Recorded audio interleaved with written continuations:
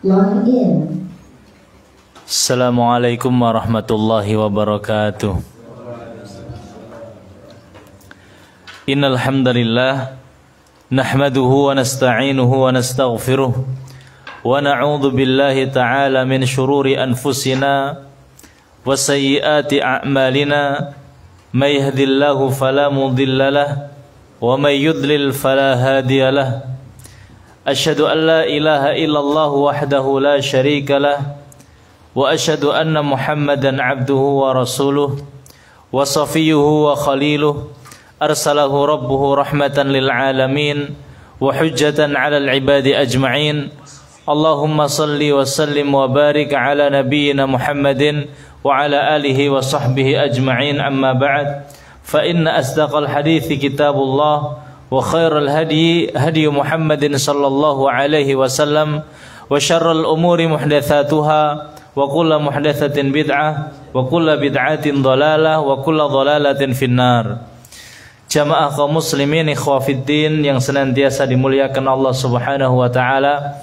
Alhamdulillah kita bersyukur kepada Allah Subhanahu wa taala karena pada malam yang insyaallah penuh kebaikan ini kita kembali bisa melanjutkan apa yang sudah kita mulai dari kebaikan-kebaikan, yaitu membahas tentang hadis-hadis Nabi sallallahu alaihi wasallam yang dikumpulkan oleh Imam An-Nawawi dalam kitabnya Al-Arba'un An-Nawawiyah. 42 hadis yang dikumpulkan oleh Imam An-Nawawi dipilih dari hadis-hadis Nabi sallallahu alaihi wasallam yang semuanya adalah jawami'ul kalim. Yang kata ulama, kalau kita membahasnya, menghafalnya, memahaminya, insya Allah kita sudah bisa memahami agama Islam secara global, secara umum.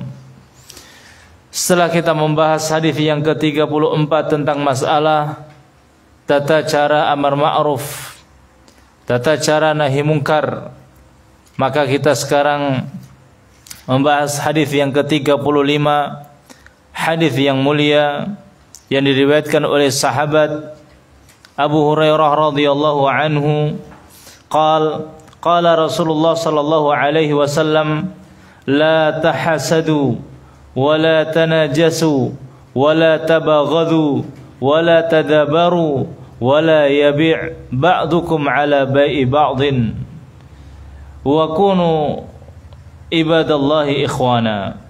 Al-muslim akhul muslim la yadlimuhu wa la yakhdhuluhu wa la yakdhibuhu wa la yahqiruhu.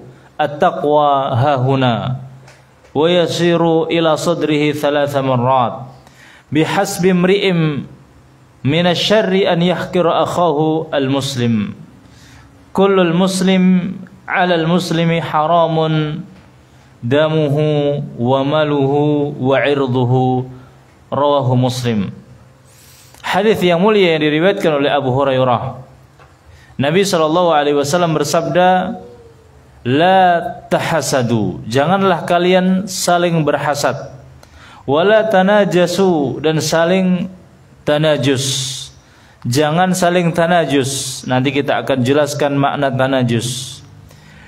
Wala tanajasu wala tabaghadu, dan janganlah kalian saling membenci. Wala tadabaru, dan janganlah kalian saling membelakangi, saling memboikot. Wala yabi' ba'dukum ala bai'i ba'din, dan jangan kalian saling menjual apa yang sudah saudara kalian jual. Wa kunu ibadallahi ikhwana, dan jadilah hamba-hamba Allah Subhanahu wa taala yang saling bersaudara. Al-muslim akhul muslim, seorang muslim itu sesama muslim adalah saudara.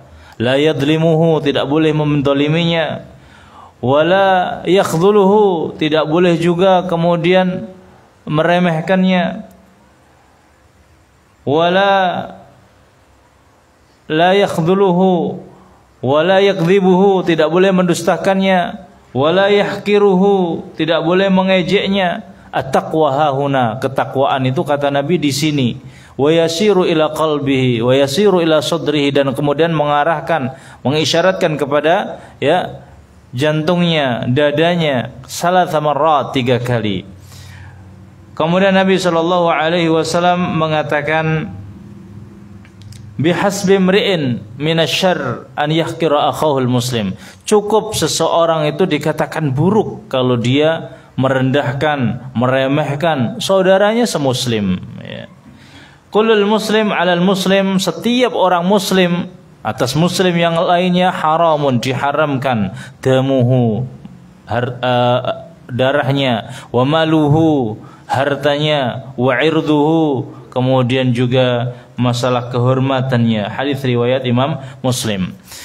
Hadis ini jamaah yang dirahmati Allah menjelaskan kita akan pentingnya persatuan, akan pentingnya persaudaraan, akan pentingnya ukhuwah Islamiyah, sebagaimana yang difirmankan oleh Allah Subhanahu wa taala, innamal mu'minuna ikhwah fa aslihu baina akhwaikum. Sesungguhnya sesama seorang mukmin itu ikhwah, bersaudara, maka perbaiki persaudaraan kalian. Dan Nabi sallallahu alaihi wasallam mengingatkan kita juga dalam hadisnya, ya.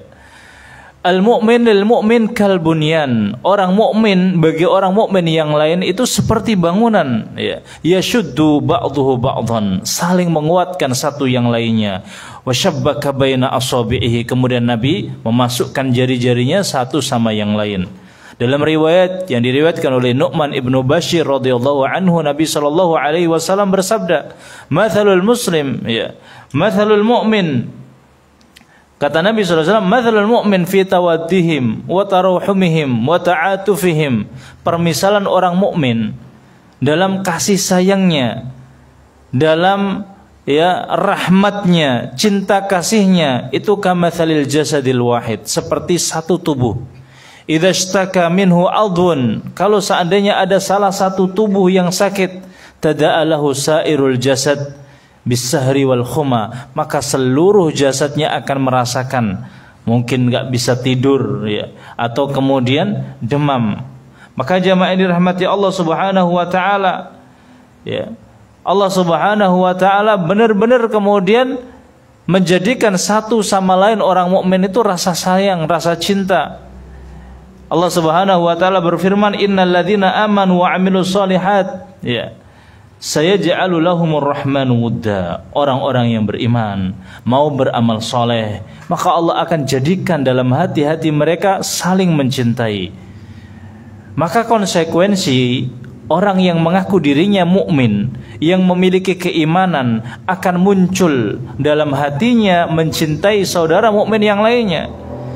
Maka kalau ada seseorang mukmin yang kemudian membenci mukmin yang lain, ini tandanya ada keimanan yang tidak beres, menandakan bahwasanya imannya mungkin lemah, sehingga ketika muncul kebencian, muncul ketidaksenangan, perlu kita kemudian koreksi, perlu kita kemudian rabah hati kita, keimanan kita masih kurang, ya, keimanan kita kepada Allah Subhanahu wa taala.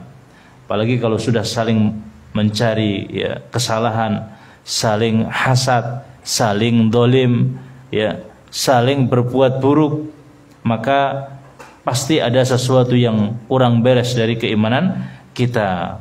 Oleh karenanya, semua perkara yang bisa menyebabkan persatuan, bisa menyebabkan ukhuwah, bisa menyebabkan kita saling cinta satu sama yang lain dengan kaum muslimin, itu diperintahkan oleh Allah Subhanahu wa taala, diperintahkan oleh Nabi sallallahu alaihi wasallam, diperintahkan oleh syariat Islam. Di antara contohnya adalah mengucapkan salam. Nabi sallallahu alaihi wasallam bersabda dalam satu hadis, ya, la tadkhulul jannata hatta tu'minu. Kalian semuanya enggak akan masuk surga sampai kalian mau beriman. Wala tu'minu hatta tahabu. Dan kalian belum dikatakan beriman kalau kalian belum saling mencintai. Bahkan syarat kita dikatakan beriman itu kalau kita sudah saling mencintai. Wala tahabu, ya. Wala tu'minu hatta tahabu. Dan kalian belum beriman sampai kalian tuh mau saling mencintai. Maka kemudian Nabi SAW mengatakan, awala adullukum ala syai'in idza fa'altumuhu tahabbtum bainakum. Apakah kamu mau saya beritahu satu masalah kalau kalian melakukan itu, kalian akan saling mencintai satu sama yang lain. Afsus salam bainakum, tebarkan salam. Tebarkan salam. Oleh karenanya di antara akhlak kaum muslimin saling menebarkan salam, baik lewat lisan langsung atau baik lewat secara online, sosial media, mau lewat WhatsApp, mau lewat apa saja, kita dianjurkan untuk kemudian mengucapkan salam. Ya, termasuk kita juga dianjurkan untuk memberikan senyuman ketika kita bertemu kepada saudara-saudara kita semuslim. Nabi Shallallahu Alaihi Wasallam mengatakan, la tahqiranna minal ma'rufi syai'a. Janganlah kalian meremehkan dari melakukan kebaikan meskipun hanya sesuatu. Kata Nabi, walau antalqa ya akhaka biwajhin talq. Meskipun engkau ketemu dengan saudara kamu dengan muka yang sumringah, dengan muka yang tersenyum. Ini termasuk anjuran. Kenapa? Karena dua-duanya antara salam dan senyum itu bisa mengakibatkan seseorang bisa lebih rekat, bisa lebih kemudian saling mencintai. Hanya sekedar senyum, ya. Hanya sekedar senyum kalau kita ketemu dengan seseorang kemudian kita senyum, ramah, maka itu bagian dari diperintahkan oleh Allah Subhanahu wa taala. Kenapa? Karena itu bisa menyatukan persaudaraan. Dan sebaliknya, semua perkara yang bisa mengakibatkan runtuhnya persatuan, semua perkara yang bisa mengakibatkan kita itu bertengkar, pertikai, semuanya pasti dilarang oleh agama, termasuk pembahasan hadis yang kita bahas sekarang ini. Nabi Shallallahu Alaihi Wasallam mengatakan, la tahasadu, jangan saling berhasad. Kenapa? Karena hasad bisa menimbulkan perseteruan, bisa menimbulkan perpisahan, bisa menimbulkan perpecahan, termasuk mendolimi, termasuk merendahkan, termasuk kemudian membeli sesuatu yang sudah dibeli kaum muslimin atau menjual sesuatu yang sudah dijual oleh kaum muslimin. Semua ini adalah diharamkan. Maka pada kesempatan yang baik ini kita akan membahas hadis yang menjelaskan tentang semua hal-hal yang bisa meruntuhkan, menghancurkan persaudaraan, menghancurkan persatuan sesama muslim. Kita ulangi lagi hadisnya. An Abi Hurairah radhiyallahu anhu qala Rasulullah sallallahu alaihi wasallam, la tahasadu, jangan kalian saling berhasad, ya, wala tanajashu, dan jangan kalian saling tanajus, wala tabaghadu, dan jangan sekalian saling membenci satu sama yang lain, wala yabi' ba'dukum ala bai'i ba'din, ya, wala tadabaru, jangan kalian saling memboikot, dan jangan kalian saling menjual apa yang sudah dijual oleh saudara semuslim kalian. Wa kunu ibadallahi ikhwana, dan jadilah kalian semuanya hamba-hamba Allah yang saling bersaudara.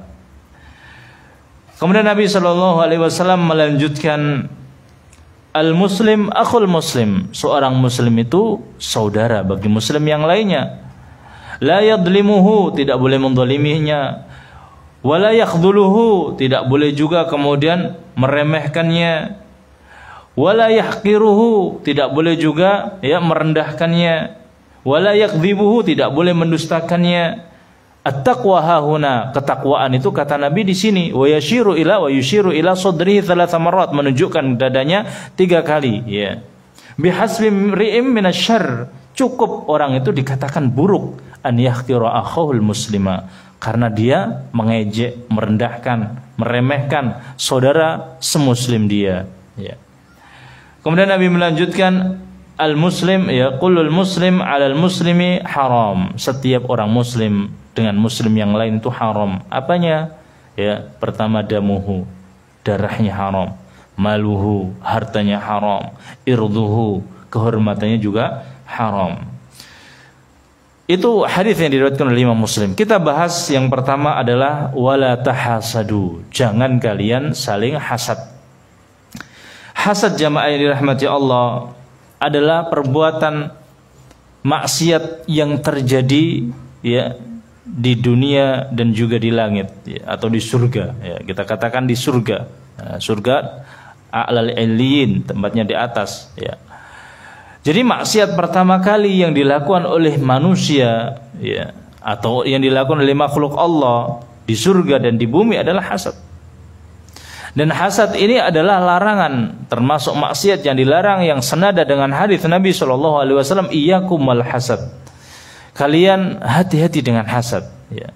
Fa innal hasad ya'kulul hasanati kama ta'kulun nar al-hataba. Karena sesungguhnya kedengkian, iri dengki itu akan memakan habis kebaikan-kebaikan sebagaimana kayu bakar ya yang dimakan habis oleh api. Jadi api kalau sudah kemudian berhadapan dengan kayu bakar adalah makanan empuk, makanan yang paling lezat. Dia akan melahap ya dengan cepat apa yang ada di depannya, yaitu kayu bakar. Begitu juga hasad, disamakan dengan api karena cepatnya hasad itu memakan kebaikan-kebaikan kita. Keburukan-keburukan hasad begitu banyak ya. Oleh karenanya kita perlu memahami apa itu hasad. Ulama mengatakan hasad itu adalah ya tamanni zawalun ni'mah anil ghair. Dia itu berharap nikmatnya orang lain itu hilang darinya dan pindah kepada dirinya. Ya. Tapi Ibnu Taimiyah menjelaskan lebih detail, artinya lebih daripada sekedar itu. Kalau tadi kan tamanna, berharap. Kalau Ibnu Taimiyah mengatakan karohiyah, sekedar benci. Ya. Karohiyatu nikmata 'alal ghair. Dia benci nikmat yang ada pada orang lain. Artinya dia kalau melihat orang lain mendapatkan nikmat itu dia benci, meskipun dia nggak menginginkan nikmat ini pindah ke dia ya.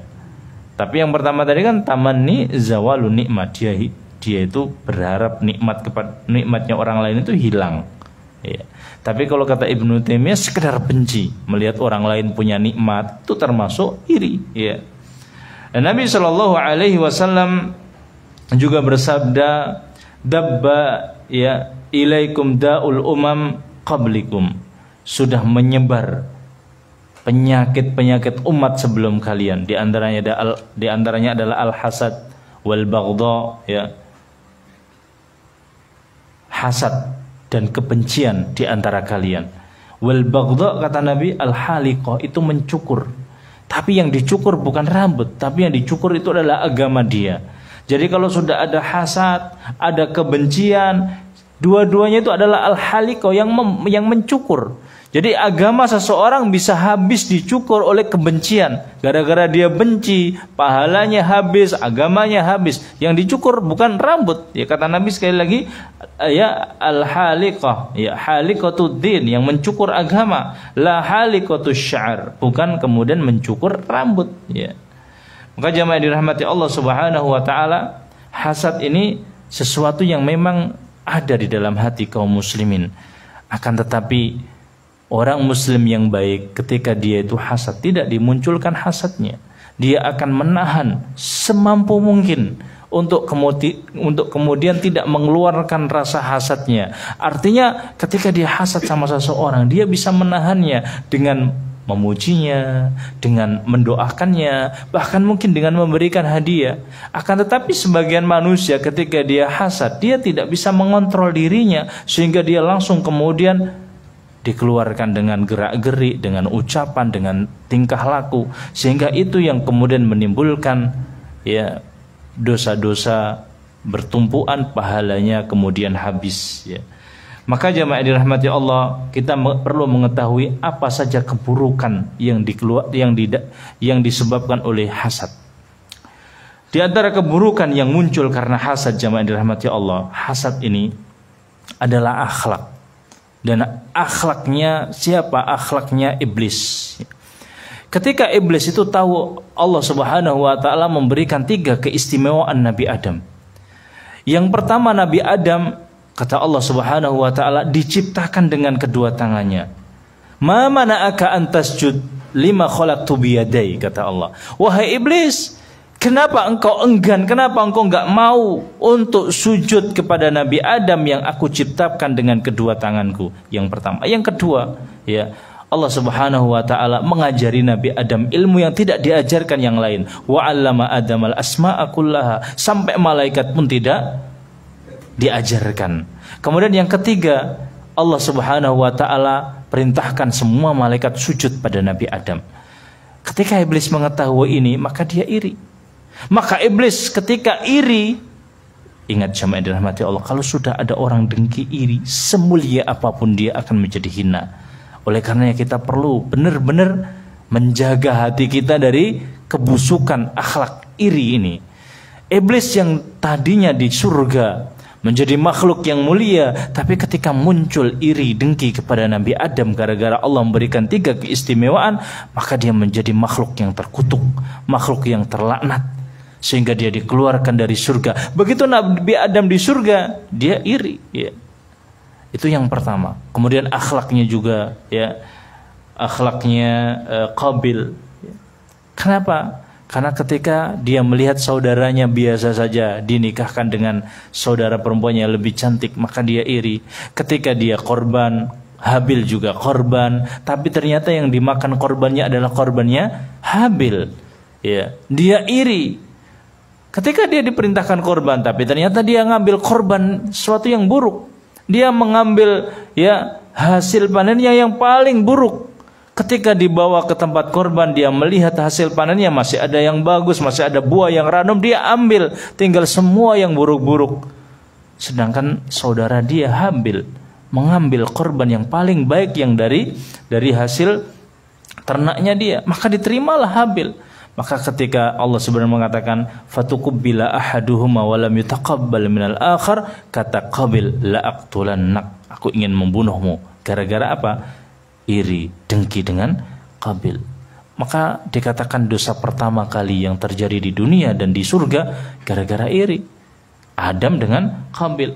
Begitu juga irinya saudaranya Nabi Yusuf alaihi salam. Ketika beliau mengatakan, ketika Nabi Yusuf disayang oleh, ya, bapaknya, dia tidak rela, tidak kemudian mau menerima ketika bapaknya Nabi Yusuf, yaitu Nabi Yakub, lebih sayang, ya. Padahal ya begitulah, ketika dia masih kecil Nabi Yusuf, ibunya meninggal dunia, maka wajar artinya. Tapi gara-gara melihat kayaknya lebih dicintai, ya. Inna abana, ya, Yusuf, potongan ayatnya apa ya? Allahul musta'an, pas lupa, ya. Artinya begitu melihat Nabi Yusuf disayang, dia iri, akhirnya kemudian membawa Nabi Yusuf dan kemudian ingin membunuh Nabi Yusuf. Begitu juga seorang yang ada di Madinah, yaitu Abdullah bin Ubay bin Salul, begitu juga Abu Amir. Dua-duanya ini, ya, calonnya, pimpinannya orang-orang Madinah. Jadi di Madinah itu ada namanya suku, ya, Aus sama suku Khazraj. Dua-duanya itu bertekar terus, ya. Dan ada pimpinan-pimpinannya yang tua-tua sudah meninggal, tinggal 2 orang ini digadang-gadang akan jadi pimpinan. Tapi ternyata berubah total ketika Nabi ternyata hijrah. Begitu Nabi hijrah, orang-orang Madinah dari suku Aus, suku Khazraj langsung kemudian menobatkan Nabi menjadi pimpinan. Jelas kenapa? Karena beliau Nabi. Maka 2 orang ini yang tadinya sudah betul-betul pasti jadi pimpinan, yaitu Abu Amir dan juga Abdullah ibn Ubay bin Salul, maka iri, dengki. Kok enak banget dia baru datang jadi pimpinan, sedangkan kita yang tua-tua ini 2 orang pengen jadi pimpinan gak jadi. Maka karena irinya dia, yang satunya masuk ke dalam Kristen yaitu Abu Amir, yang satunya masuk Islam tapi jadi gembongnya munafik. Padahal dua-duanya itu kalau ngomong pintar sekali, bersilat lidah, ilmunya luar biasa, akalnya cerdas. Maka dikatakan oleh Allah, ya, ka'annahu khushubun musannada, seperti kayu yang bagus yang bersandar, ya. Memang benar pintar, tapi ketika iri, dengki kepada Nabi, ya, menjadi makhluk yang terkutuk. Yang satunya menjadi orang Nasrani yang kemudian memusuhi Nabi, yang satunya menjadi gembongnya munafik. Begitu juga Yahudi. Orang-orang Yahudi rela dari tempatnya menuju ke Madinah, hijrah semuanya. Ada 3 suku, Qainuqa, kemudian juga Nadir, ya. Semuanya pindah ke Madinah. Kenapa? Karena mereka tahu akan ada Nabi yang terakhir yang akan hijrah ke Madinah, dan dia yakin bahwa Nabi itu akan keluar dari keturunan mereka, yaitu orang-orang Yahudi. Begitu ketika Nabi datang, ternyata bukan keturunan orang Yahudi, orang Quraisy, maka mereka iri, dengki. Kata Allah, hasada min indi anfusihim, mereka dengki dan iri. Itu keburukan akhlak mereka, ya. Yang pertama. Yang kedua, ya, Jadi yang pertama, buruknya iri dengki itu menjadi akhlak yang sangat buruk, tercela. Orang sepinter apapun, sehebat apapun, secerdas apapun akan menjadi ya hina di dunia dan di akhirat. Yang kedua, hasad itu ya muncul karena bentuk dari protesnya dia dengan takdir Allah Subhanahu wa taala. Kalau dia nggak protes, nggak mungkin iri. Seakan-akan dia mengatakan, kenapa dia lebih cantik daripada saya? Seakan-akan dia mengatakan, kenapa dia lebih sukses daripada saya? Kenapa dia lebih kaya daripada saya? Kenapa dia lebih pintar daripada saya?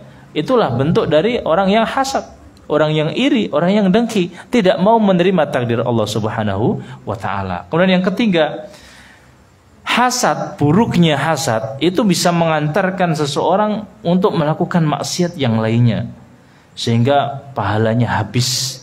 Ini sebagaimana yang kita baca dari hadis yang tadi, ya innal hasad taqulu yaqulul hasanat kama taqulun nar al hatab.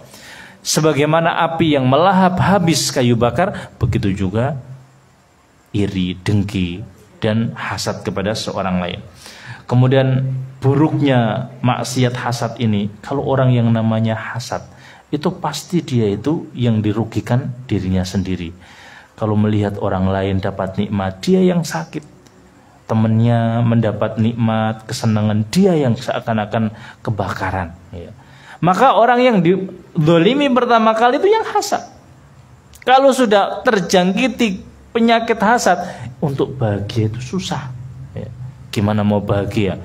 Temannya yang lainnya sukses, dia nggak sukses, akhirnya dia menderita. Mau tidur kadang nggak bisa tidur. Ya. Saking tidak senangnya orang lain mendapatkan nikmat. Pernah ada seseorang sama-sama. Nah, biasanya hasad itu memang munculnya satu rival. Jadi kalau petani ya biasanya hasadnya sama petani. Ya. Baratnya sama-sama jual gorengan, ya hasadnya sama jualan gorengan. Ya. Sama-sama ustadz, biasanya hasadnya ya sama ustadz. Dan hasad ini penyakit yang tidak pilih-pilih. Anaknya Nabi terjangkiti, ya. Kemudian ulama terjangkiti, ya. Semuanya bisa kena hasad. Dikatakan anak-anak Nabi seperti anaknya Nabi Yakub tidak selamat dari hasad. Ulama tidak selamat dari hasad. Karena ada yang katakan, ya dulu serival Imam Ahmad sama Ibnu Ma'in, ya. Kenapa? Sebenarnya dua-duanya ahli hadis, ya. Tapi kadang-kadang jangan dengarkan itu, jangan dengarkan ini. Kadang-kadang gara-gara hasad. Ya. Sampai Imam Bukhari rahimahullahu ta'ala, itu gara-gara hasadnya ulama hadis yang lainnya, Imam Bukhari sampai kemudian terusir dari negaranya. Ya. Keluar, memotong perjalanan yang sangat jauh dengan naik keledai. Ya. Yang hasad siapa? Muhadisnya negara ketika itu. Ya. Yang ketika itu disokong, didukung oleh kekhilafan. Tapi yang terkenal siapa? Yang terkenal adalah Imam Bukhari. Ya. Petani sama petani. Ya. Bisnismen ya sama bisnismen. Dokter sama dokter. Ya. Jadi yang terzalimi siapa? Yang hasad. Jadi ada dua orang mahasiswa atau beberapa orang mahasiswa, yang satunya dipromosikan untuk kemudian masuk ke Madinah, yang satunya tidak dipromosikan. Satunya akan sangat-sangat merasa sakit ketika kapan? Dia hasad.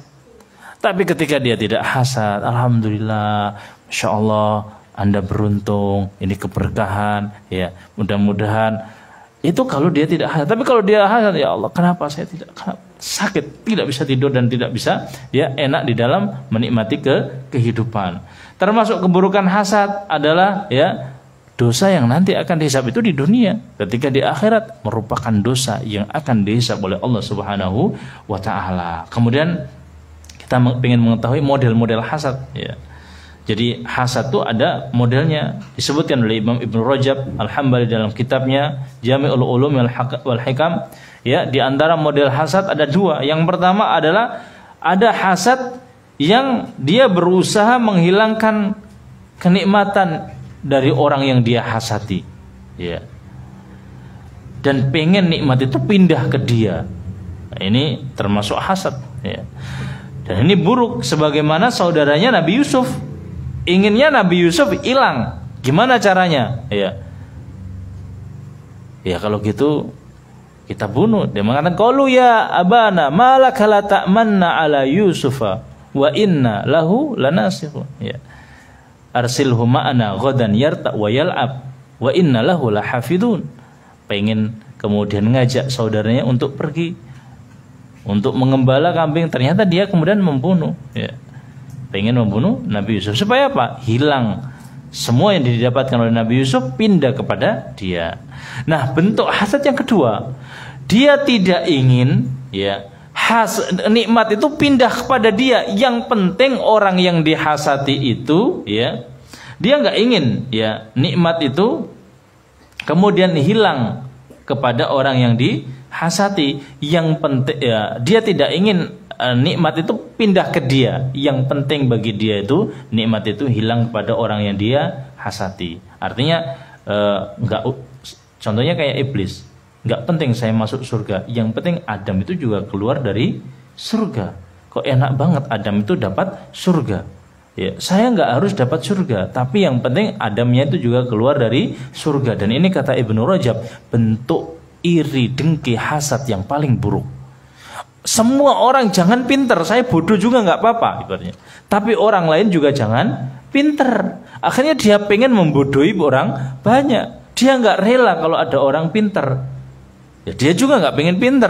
Nah, artinya ini adalah bentuk hasad yang paling jelek. Kata siapa? Kata Imam Ibnu Rajab Al-Hambali. Gak mau kalau ada orang kajian, apalagi ngaji yang kemudian begini-begini. Ya.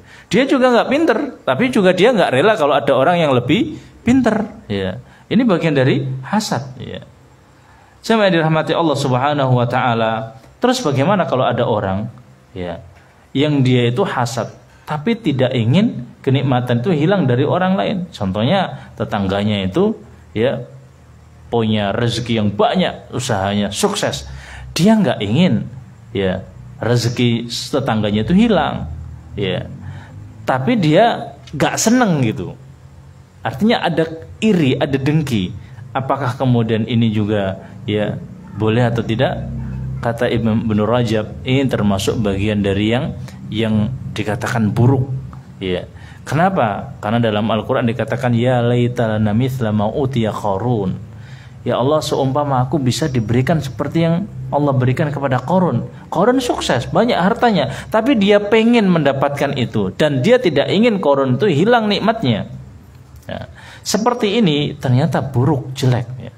Kenapa? Karena dia ingin sesuatu yang tentang masalah dunia. Tapi kalau masalah akhirat boleh. Itu namanya ghibtah.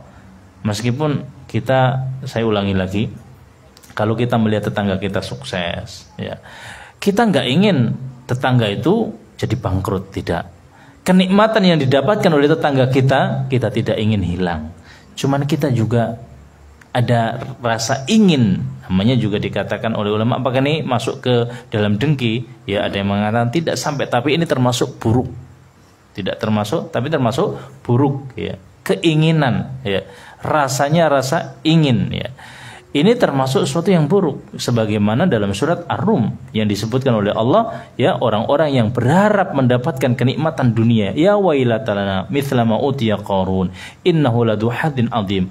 Maka orang-orang yang memiliki ilmu mengatakan wailakum thawabullahi khairun liman amana wa amila sholihat. Celaka kalian, pahala dari Allah, amal soleh itu lebih baik.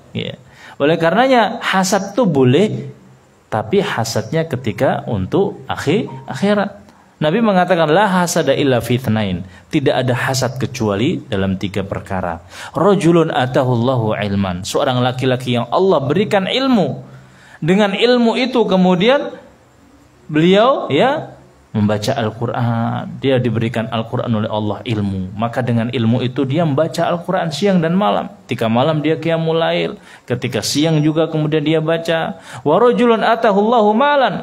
Ada seorang laki-laki yang diberikan harta, jadi donatur. Dia habiskan hartanya itu untuk berbuat baik. Jadi dia iri bukan karena iri, dengki, iri kepada orang lain karena dia punya harta, bukan. Tapi irinya perlu digarisbawahi karena melihat orang itu kok baik hartanya dihabiskan untuk apa? Untuk infak. Bukan iri karena orang itu banyak hartanya, bukan. Tapi irinya karena orang ini melakukan kebaikan. Ya, itu yang perlu digaris bawahi. Maka jamaah dirahmati Allah Subhanahu wa taala, ya, tidak boleh hasad kecuali dalam masalah akhirat, ya. Maka bagaimana cara kita supaya tidak hasad, ya? Supaya tidak hasad, ya, ini pembahasannya yang panjang, ya. Supaya tidak hasad, maka kita harus bisa bersabar ketika ada orang mendapatkan nikmat. Yang kedua, kalau disebutkan di pinggir kita kok memang ada kayak hasad gitu, langsung kita, ya, bisa menampisnya dan kemudian mendoakan yang kita hasati, ya. Kita sebut baik-baiknya saja. Jangan sampai kemudian kita, ya, mengikuti ego kita, mengikuti nafsu kita, langsung kemudian ketika disebut oleh orang yang kita hasati, kita langsung kemudian menjelekkannya. Jangan, ya. Doakan dengan kebaikan. Kita bersabar, ya. Turunkan egoisme kita. Bahkan bila perlu, kalau kita sudah merasa, karena pasti kita mengetahui, Ustaz, saya tahu kalau dia mendapatkan gini saya sakit, tapi saya, ya, berusaha. Itu baik. Intinya minimal kita ngerti kalau kita sedang hasad, maka langsung, ya, jangan kita terbawa emosi kita, terbawa nafsu kita, tapi sebutkan kebaikannya, doakan dia, berikan dia keberkahan, barakallahu fihi. Itu pelan-pelan akan menghilangkan, ya, hasad kita. Yang kedua, wala tanajashu. Kita nanti akan singkat aja. Wala tanajashu, jangan tanajus. Tanajus itu dalam artian bahasa itu memancing, ya.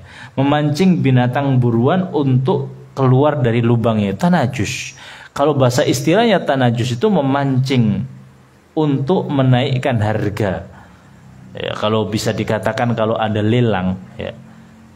Lelang itu adalah bai'ul muzayyadah, jual beli lelang namanya. Boleh nggak itu? Boleh. Pernah pada zaman Nabi. Yang penting tidak berniat untuk tanajus. Tanajus itu diartikan memancing untuk menaikkan harga, ya. Memprovokasi. Kalau ada orang yang lelang tapi ternyata dia tim, ya, pertama 100.000, ya. Ada orang mau beli 200, dia naikkan, ya. Dan sudah sepakat, maka itu perbuatan yang haram, ya. Itu tanajus, ya. Kalau orang sini kadang mungkin belantik, tahu belantik, ya. Ada namanya belantik sapi, ya. Di Tuban biasanya hari Ahad, kamu jadi apa? Belantik. Nah, enggak boleh, ya. Perbuatan yang tidak boleh. Kenapa? Karena bisa memunculkan permusuhan. Wala tanajashu, ya. Jadi kalau ada tim khusus ketika ada lelang, kemudian dia benar-benar menaikkan harga, karena memang tujuannya seperti itu. Pokoknya nanti kalau ada orang mau beli, kamu nanti pura-pura naikkan. Ada 10.000, ada orang beli 20.000, kamu 30.000, 40.000 sampai selesai. Maka itu adalah, ya, sesuatu yang dikatakan tanajus. Dan termasuk tanajus, ya, ini adalah iklan-iklan, ya, supaya laris dan tidak sesuai dengan produk, maka ini dibuat tanajus, ya. Iklannya mungkin, ya, beli sampo yang harganya murah, iklannya kayaknya rambutnya bagus, padahal itu rambut dari salon, udah dirawat berkali-kali gitu. Terus dia mengatakan nih sampo cuman pakai 3.000-an saya begini. Atau orang-orang yang sekarang disebut endorse, ya. Jadi banyak itu yang artis-artis beli madu ini langsung kemudian gini, padahal dia baru dikasih gratisan sekali atau gimana gitu. Atau kemudian, ya, cicipin ini, kemudian dia mau di endorse, akhirnya kemudian seakan-akan laris ketika orang beli, seakan-akan, ya, benar-benar terjadi, ternyata tidak. Yang paling sering itu kayak minuman kolagen atau apa itu yang diminum langsung putih gitu. Sampai kemudian sponsornya itu, ya, ada air yang keruh gitu disiram begini langsung jadi putih gitu. Seakan-akan benar-benar bisa, ternyata minum berkali-kali nggak putih-putih, ya. Ini juga namanya tanajus, ya. Bahkan sekarang itu tidak hanya dalam masalah jual beli ini, ya. Masalah apa saja kalau kemudian berkenaan dengan tanajus. Oleh karena ulama menafsirkan najis ini yaitu semua bentuk penipuan, baik dalam jual dan beli jasa, ya. Testimoninya terlalu bagus, dia mengatakan begini, ternyata tidak sesuai, maka ini namanya tanajus ya. Ini juga hati-hati ya. Baik itu jual beli barang atau jual beli jasa. Kalau kamu pakai jasa ini begini, ternyata bukan. Bahkan sekolahan juga begitu. Ternyata begini, targetnya begini, ternyata tidak. Ya, jauh sekali. Maka kita juga harus hati-hati. Ini juga bisa masuk sebagai tanajus ya. Kenapa? Karena itu bisa menimbulkan kebencian, menimbulkan perpisahan, retak persaudaraan kita. Kemudian yang ketiga, wala tabaghadu, jangan saling membenci ya. Dan sebetulnya kenapa didahulukan hasad, didahulukan tanajus? Karena dua-duanya ini ya sebab dari kebencian. Makanya Nabi mengatakan la tahasadu wala tanajasu wala tabaghadu, dan janganlah sekalian saling benci ya. Jangan saling benci. Kenapa? Karena innamal mu'minuna ikhwah, satu sama lain itu adalah saudara, dan kebencian ini adalah tujuan iblis. Di antara tujuan iblis itu supaya kita saling benci. Oleh karenanya Allah mengatakan innama yuridu syaitan ayyuki bainakumul adawata wal baghdha'a fil khamri wal maisir. Oleh karenanya Allah mengatakan setan-setan, iblis-iblis itu ingin supaya kita ini terjatuh ke dalam saling benci, saling musuh dalam ya meminum khamr, dalam berjudi. Itu bisa menyebabkan kebencian, dan itu tujuannya setan, tujuannya iblis ya.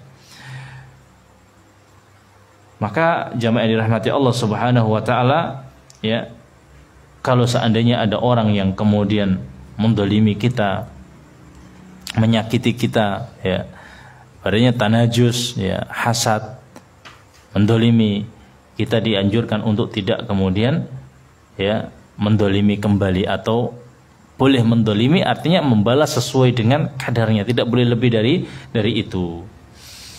Wadhkuru ni'matallahi 'alaikum id kuntum a'daan fa'alafa baina qulubikum fa asbahtum bi ni'matihi ikhwana ya. Jadi jangan saling membenci. Kemudian hadis Nabi wala tabaghadu, ini kita bisa simpulkan ini adalah ya tekstualnya. Tekstualnya itu mantuknya atau tersuratnya, karena ada tersurat dan ada tersirat, ada tekstual, ada kontekstual ya.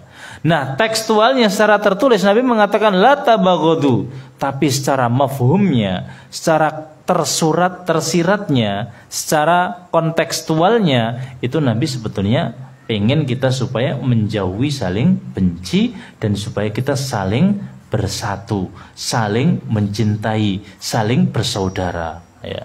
Makanya Nabi kemudian mengatakan wa kunu ibadallahi ikhwana, dan salinglah kalian menjadi hamba-hamba Allah yang bersaudara ya.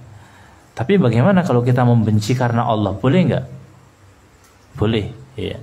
Karena Nabi mengatakan autsaqur urul iman, tali iman yang paling kencang, yang paling kuat itu adalah hubbun fillahi wal bughdu fillah, benci karena Allah dan cinta karena Allah. Kalau kita melihat kemungkaran, kita melihat orang-orang yang berbuat maksiat, kita boleh benci, terjerumus ke dalam kemungkaran, terjerumus dalam kesyirikan, terjerumus dalam kebid'ahan, kita harus kemudian memiliki benci ya, memiliki kebencian dalam masalah itu, dan itu dibolehkan. Kemudian lanjutnya wala tadabaru, jangan kalian saling tadabur, membelakangi tadabur itu. Tapi kita bisa artikan saling boikot. Jadi kadang-kadang kita hidup di dunia ya, bersosialisasi atau berhubungan dengan manusia yang lainnya, kadang-kadang ada masalah, sehingga kadang-kadang kita ya perlu kemudian sampai memboikot seseorang. Maka kalau kita ingin memboikot, itu dilarang oleh Nabi SAW, wala tadabaru. Tapi kita boleh boikot ya hanya beberapa hari. Nabi SAW bersabda, la yahillu lirajulin, tidak halal bagi seorang laki-laki an yahjura akhahu fawqa thalas, untuk memboikot saudaranya lebih dari tiga hari ya. Kalau sudah 3 hari tidak boleh. Dan bolehnya berapa hari? 3 hari saja ya. Kalau sudah kita berhubungan bisnis sama seorang, ternyata dia menipu kita, boleh nggak kita kemudian boikot? Boleh. Berapa hari? Maksimal 3 hari. Lebih dari 3 hari tidak boleh. Dan itu adalah dosa. Kalau dia orang muslim, kalau dia itu orang mukmin, ya. Nabi mengatakan la yahillu lirajulin ayyahjura akhahu fawqa thalath. Tidak halal bagi seorang laki-laki yang menghajar, memboikot saudaranya lebih dari 3 hari, ya. Yaltaqiyani fayuridu hadza wa yuridu hadza. Ketika ketemu dia langsung mengos, enggak mau saling sapa, enggak mau salam, enggak mau apa. Boleh 3 hari. Ya, wa khairuhuma, dan yang terbaik adalah yang kemudian memulai salam. Tapi kalau sudah 3 hari, meskipun dia itu salah, meskipun kita ingin memboikotnya, artinya dia bisnis kemudian dia menipu kita, sudah kita peringatkan gini-gini, akhirnya kita boikot dia, udah kita nggak salam. Nah kalau sudah 3 hari jamaah, apa yang harus kita lakukan? Kata Nabi, ya, wa khairuhuma, yang paling baik itu yang mulai salam. Ya kita telepon atau SMS, ucapkan salam, kemudian kita tanya kabarnya, itu tok sudah cukup. Artinya itu tanda kalau kita tidak memboikot dia. Dan apakah kita harus sama persis seperti sebelum kita ada masalah? Contohnya kalau ada orang ya ta'amul bisnis, yang satunya udah menipu bawa uang kita, kemudian terjadi cekcok sampai dia kemudian kita marahin, terus kemudian dibalikkan duitnya, maka kita kemudian memboikotnya 3 hari. Setelah 3 hari kita ucapkan salam, apakah kita harus baikan seperti semula? Ada 2. Yang pertama, kalau orang lain, bukan keluarga kita, bukan kemudian ya bagian dari keluarga yang memang perlu kita silaturahimi, kita tidak harus ya seperti yang pertama. Artinya kalau gelas kaca sudah pecah, itu meskipun disatukan lagi tetap ada retak. Artinya kalau sudah ada masalah dengan orang lain, kita tidak boleh benci, kita tidak boleh boikot lebih dari 3 hari. Kita tanya kabar, kita salam, tapi tidak harus kita kemudian membangun bisnis lagi dengan dia, tidak harus. Tapi kalau dengan keluarga yang keduanya ini, maka kita tidak boleh memutuskan tali kekerabatan. Kenapa? Karena dia memiliki hak silaturahim. Kita harus mengucapkan salam, kita harus tanya kabar, dan kita harus tetap menjaga tali silaturahim. Kenapa? Karena mereka adalah kerabat kita. Beda dengan muslim yang lainnya. Kalau muslim yang lainnya kita tidak boleh membenci mereka, kita tidak boleh kemudian memboikotnya. Artinya kalau kita ketemu tetap, tapi kadang-kadang susah. Iya, tapi kita tidak boleh boikot. Dan banyak sekali orang seperti itu. Gara-gara mungkin tanah sudah diselesaikan, sudah berbulan-bulan bahkan bertahun-tahun, salam itu kadang nggak mau balas. Ada kalau mau ketemu jalannya di sini dia mengos, masih ada. Bahkan ini saya lihat dengan mata sendiri saudara. Ya. Gara-gara seperti itu nggak boleh. Enggak halal.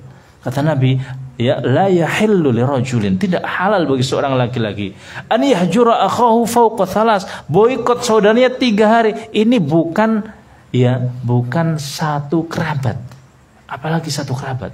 Dan dalam riwayat yang lain Nabi mengatakan, ya, man hajara akhahu fawqa sana, ya, fahuwa kasafkit dima.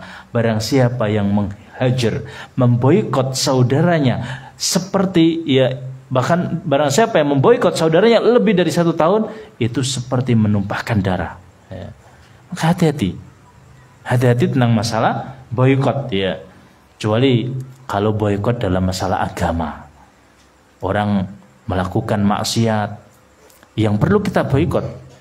Contohnya dia seorang imam atau seorang ustadz atau apa yang melakukan pelanggaran-pelanggaran syariat, yang kalau kemudian kita boikot kok ada masalahnya sehingga dia bisa balik ke sunnah atau balik kemudian melakukan kebaikan lagi, maka tidak harus sampai 3 hari, 4 hari, 5 hari sesuai dengan maslahat. Nabi pernah memboikot ya Ka'ab ibnu Malik sampai 50 hari ya, sesuai dengan masalah. Ini kalau masalah apa? Akhirat. Tapi kalau masalah dunia, masalah bisnis, masalah politik, masalah ini, itu paling maksimal berapa hari? 3 hari ya. Kemudian kata Nabi SAW, wala yabi ba'dukum fawqa ba'd, ya. Satu lagi nih, wala yabi ba'dukum fawqa ba'd, wala yabi ba'dukum ala ba'din, ya. Jangan saling jual ya satu sama lain. Contohnya ada 2 orang ya yang sudah jual beli. Ini berapa HP-nya? Ini 8 juta. Udah pas ya, pas, itu memang harga normal gitu. Nggak apa-apa kamu lihat-lihat saja, Ya bawa juga nggak apa-apa 1 hari, tapi gitu. Begitu 1 hari bawa gitu, dia lihat-lihat, dia seneng juga, kayaknya emang harganya 8 juta. Tiba-tiba ada datang orang, kamu beli berapa? 8 juta. Wah, nggak usah dibeli. Kenapa? Kamu bisa beli saya di tempat saya 7,5 juta gitu. Ini namanya ya menjual di atas penjualan saudaranya. Boleh nggak seperti ini? Dia tahu persis kalau orang ini sudah ya membeli, meskipun masih boleh, artinya boleh membatalkan jual beli ini. Kenapa? Karena masih ada khiyar, masih ada pilihan. Tiba-tiba dia datang mengatakan, ya nggak usah dibeli. Kenapa? Kamu beli di tempat saya saja, saya kasih harga 7,5 juta persis barangnya, sama-sama ori. Gitu. Akhirnya dia balikkan, kemudian dia beli kepada orang lain. Ini namanya sesuatu yang diharamkan. Atau wala tasum, jangan kemudian kalian menawar barangnya sudah ditawar orang lain. Ya. Orang lain menawar, berapa Pak ini? 10 juta ini, akhirnya ditawar, banget tawar sampai kena 5 juta. Ya. Begitu dia datang, Pak nggak usah jual itu, saya mau jual, saya mau beli 6 juta Pak. Gitu. Akhirnya 1 juta ini, nggak jadi. Pernah seperti itu sering, ya. Di bawah dulu atau saya ya udah saya pikir-pikir dulu Pak, ya berapa Pak? 6 juta. 6 juta saya pikir dulu Pak gitu. Besok Pak ya, besok ya saya hubungi gitu. Begitu belum sampai besok temannya datang. Ya. Pak, dia beli berapa? 6 juta besok. Udah nggak usah dijual Pak. Jual ke saya aja berapa? 7 juta gitu. Akhirnya gimana Pak? Udah laku barangnya. Sedih sekali dan sering seperti itu, ya. Jual beli tanah, jual beli rumah seperti itu, ya. Yang sudah dikatakan udah saya ini DP dulu ini begini ternyata kemudian dijual orang lain. Ini juga tidak dibolehkan, termasuk melamar, ya. Wala ya yakhtib, jangan melamar perempuan yang sudah dilamar oleh orang lain, ya. Dengan catatan diterima lamarannya, ya. Udah orang lamar, dia biasa saja, pakai sepeda motor ibaratnya, uangnya juga biasa, ternyata diterima, perempuannya juga mau, keluarganya juga mau, ya. Terus ditanya kapan nikahnya, mungkin sebentar lagi, kalau mau cukup duitnya di mana, di gedung mana, oh nggak pakai gedung-gedungan. Tiba-tiba datang laki-laki yang lebih ganteng, bawa mobil baru lagi, ya, bawa oleh-oleh, tidak hanya buah-buahan tapi barang-barang merek semua. Perempuan tahu mana yang ya kaya, mana yang miskin, nggak cinta buta lagi. Akhirnya apa? Diterima. Nah ini kasihan yang pertama. Pasti kemudian permusuhan itu nggak akan berhenti. Artinya sering saya mendengar teman-teman itu, kenapa kok nggak baik sama dia? Pak, dia itu merebut ini kok, sampai sudah saling punya anak itu tidak bisa kemudian akur, ya. Gara-gara masalah apa? Ya pinangannya dipinang orang lain. Itu banyak seperti itu. Dan inilah yang menyebabkan ya perseteruan. Maka Nabi SAW mengatakan wa kunu ibadallahi ikhwana, ya. Wa kunu ibadallahi ikhwana. Kemudian kita baca, ya, karena terlalu panjang ini, ya. Al muslim akhul muslim, seorang muslim itu saudara muslim, la yadlimuhu, enggak boleh menzaliminya, wala la yadlimuhu, tidak boleh menzaliminya, wala yakhdhuluhu, wala yahqiru, wala yakdzibuhu, wala yahqiru, tidak boleh menzaliminya, meremehkannya, mendustainya, kemudian apa? Merendahkannya, tidak boleh, ya. Kenapa? Karena sesama muslim. Maka kalau seandainya ada orang yang mendolimi kita, ya, lebih baik kita maafkan dan pahalanya lebih banyak. Kalau seandainya kita tidak bisa memaafkan, paling tidak kita membalas sesuai dengan apa? Sesuai dengan kezaliman yang dia lakukan. Wa jazaa'u sayyi'atin sayyi'atun mithluha. Faman 'afa wa aslaha fa ajruhu ya 'ala Allah. Barang siapa yang dilakukan atau dizalimi, maka boleh membalas kezaliman itu, tapi lihat kezalimannya. Jangan sampai kemudian ketika dia ya dizalimi dalam artian main hakim sendiri, nggak boleh. Kalau memang ini wewenang pemerintah, maka pemerintah. Tapi kalau cuma sekedar biasa, ya boleh kita kemudian membalasnya. Tapi balasannya kayak contohnya Aisyah, ya, ketika ada orang Yahudi mengatakan assalamualaikum wahai Muhammad, ya, kematian ya bagi kalian. Ya, orang Yahudi mengatakan seperti itu, maka Nabi membalas wa'alaika, ya, kamu juga seperti itu. Tapi jangan membalas lebih berat. Dibalas oleh Aisyah, wa alaika wa la'natu. Berarti dikasih laknat. Sehingga Nabi mengatakan, mahlan ya Aisyah. Bentar ya Aisyah, seperti itu. Wahai Rasul, apakah engkau tidak dengar dia mendoakan kamu kematian? Benar, makanya saya mengatakan wa alaika, cukup ya. Tapi kalau kita balas lebih kedolimannya, maka ini namanya dolim juga. Maka kalau ada orang yang tempatnya atau pinggir jalan atau tanahnya kemudian dibuangin sampah ya, itu boleh dia membalas, tapi jangan sampai kemudian siapa yang membuang sampah di sini saya doakan terlaknat semua 7 turunannya, sampai kemudian ini juga kedoliman ibaratnya ya. Artinya ini ya dia didolimi, tapi dia juga mendolimi luar biasa sampai mendoakan buruk 7 keturunan ya. Padahal bisa saja doanya orang yang didolimi ini kemudian dikabulkan ya. Kenapa? Karena dia didolimi dan dia berdoa, tapi doanya ya hati-hati gitu. Jangan sampai gara-gara terdolimi sedikit, dan sering ada seperti itu. Gara-gara ya ada seorang yang lamarannya disobek-sobek gitu oleh ya manajer atau apa, akhirnya dia sakit hati dan mendoakan buruk kepada manajernya.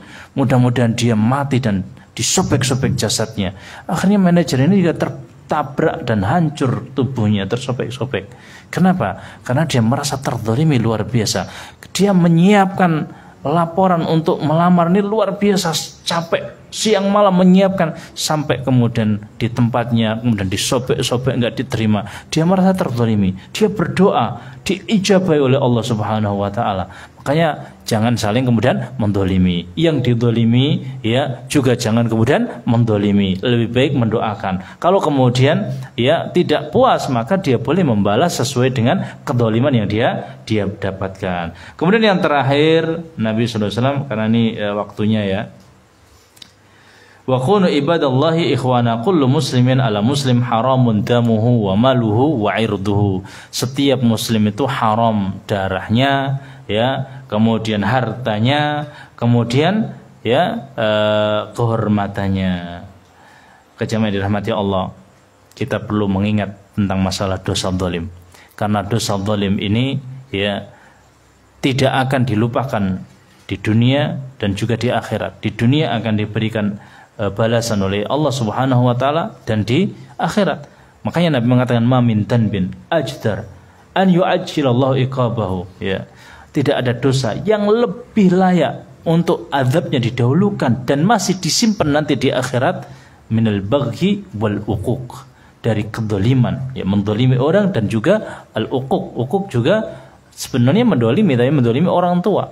Jadi dapat dosa, dapat azab di dunia dan juga di akhirat. Maka Sufyan Ats-Tsauri mengatakan dalam perkataannya, li'an yalqallah, kamu ketemu Allah Subhanahu wa taala membawa 1 dosa atau membawa 70 dosa ya, antara engkau dengan Allah, fima bainaka wa bainallah, itu lebih ringan, ahwan min an yalqallah, ketimbang kamu ketemu Allah dan engkau membawa dosa ya, 1 dosa tapi antara engkau dengan makhluk. Saya ulangi lagi, kata ya Sufyan Ats-Tsauri mengatakan li'an yalqallah ya, untuk ketemu kepada Allah dengan 70 dosa, fima bainaka wa bainallah, antara engkau dan Allah, itu kata Ibnu Sa'd lebih ringan. Kenapa? Karena nanti Allah bisa memaafkan ya, ketimbang engkau ketemu kepada Allah dengan membawa dosa, 1 dosa tapi dengan dirimu dan orang lain. Kenapa? Karena orang lain belum tentu mau memaafkan, dan pasti nanti pahala-pahala kita akan dihabisi. Oleh karenanya ya Allah kemudian mengatakan yauma yafirul mar'u, orang itu sampai lari dari apa? Dari ibunya, bapaknya, saudaranya, istrinya, anaknya. Kenapa? Karena takut nanti diambil ya pahalanya. Takut dia tidak memberikan haknya, mendolimi orang lain ya. Gara-gara dia mendolimi orang lain, nanti ketika di akhirat pasti dia akan diminta ya haknya. Maka mereka lari dari istrinya, lari dari ibunya, lari. Oleh karenanya kita perlu mengkoreksi, jangan sampai kita kemudian mendolimi ya saudara-saudara semuslim kita. Mungkin itu yang bisa kita sampaikan dalam hadis yang ke-35 ini. Kita perlu hati-hati ya, karena kenapa? Kullu mri'in haramun jamuhu wa maluhu wa irdu. Setiap orang itu haram darahnya, hartanya, dan kehormatannya. Maka jangan sampai kita injak-injak, jangan sampai kita dolimi. Mungkin itu yang bisa kita sampaikan. Barangkali ada pertanyaan sebelum kita tutup.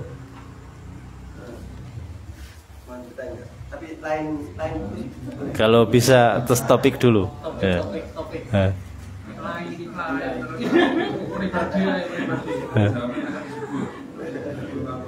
Ada?